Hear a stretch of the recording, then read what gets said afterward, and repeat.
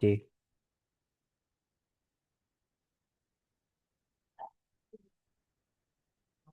ഈ ഒരു ക്വസ്റ്റ്യനും നമ്മുടെ NTPC ചോദിച്ചൊരു ക്വസ്റ്റ്യൻ ആണ്. അപ്പോൾ ഇതിനകത്ത് ഇപ്പം എന്താ പറഞ്ഞിരിക്കുന്നത് നോക്കാം. എമ്മും എന്നും ഒരു ബിസിനസ് സ്റ്റാർട്ട് ചെയ്തു. എന്നും ഒരു ബിസിനസ് സ്റ്റാർട്ട് ചെയ്തിട്ടുണ്ട്.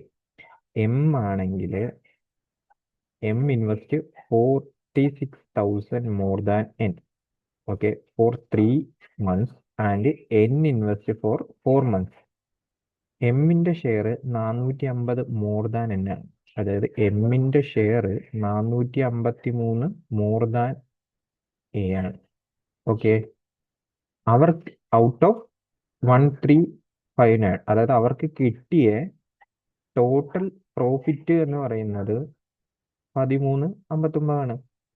അപ്പോൾ നിങ്ങൾക്ക് ഇത് സോൾവ് ചെയ്യാനായിട്ട് എന്ത് ചെയ്യാം, ഇത് ആഡ് ചെയ്താൽ പോരെ. ആഡ് ചെയ്ത് കഴിയുമ്പോൾ എന്ത് പറ്റും, എന്ന് കട്ടാവും.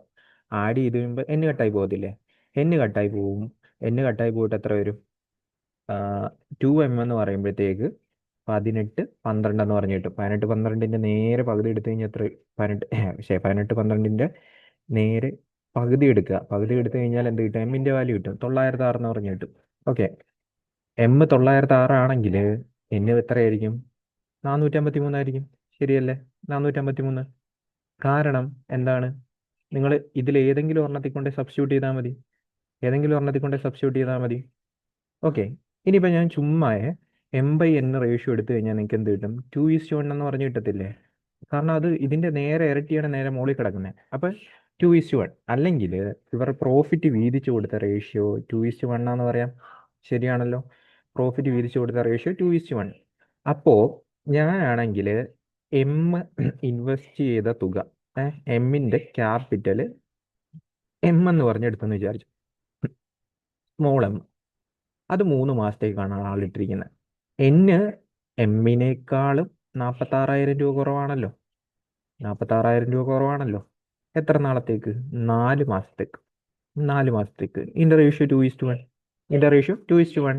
അപ്പൊ 3M 2M സോറി മൾട്ടിപ്ലൈ ചെയ്യുക. ക്രോസ് മൾട്ടിപ്ലൈ ചെയ്യുമ്പോഴത്തേക്ക് 8M മൈനസ് 8 ഇൻറ്റു 46000 എന്ന് പറഞ്ഞ് കിട്ടും. എമ്മിന്റെ വാല്യൂ 5M.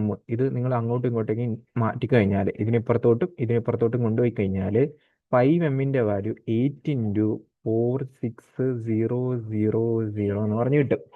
നമുക്ക് ചോദിച്ചിരിക്കുന്നത് എം കോൺട്രിബ്യൂട്ട് ചെയ്തിട്ടുള്ള എമൗണ്ട് ആണ്. സോ 8 ഇൻറ്റു 46,000നെ 5 വെച്ച് ഡിവൈഡ് ചെയ്യുക. അപ്പം എത്ര കിട്ടും, 73,600 എന്ന് പറഞ്ഞു കിട്ടും. അതായിരിക്കും ഈ ക്വസ്റ്റ്യൻ ആൻസർ ആയിട്ട് വരുന്നത്. ഓക്കെ.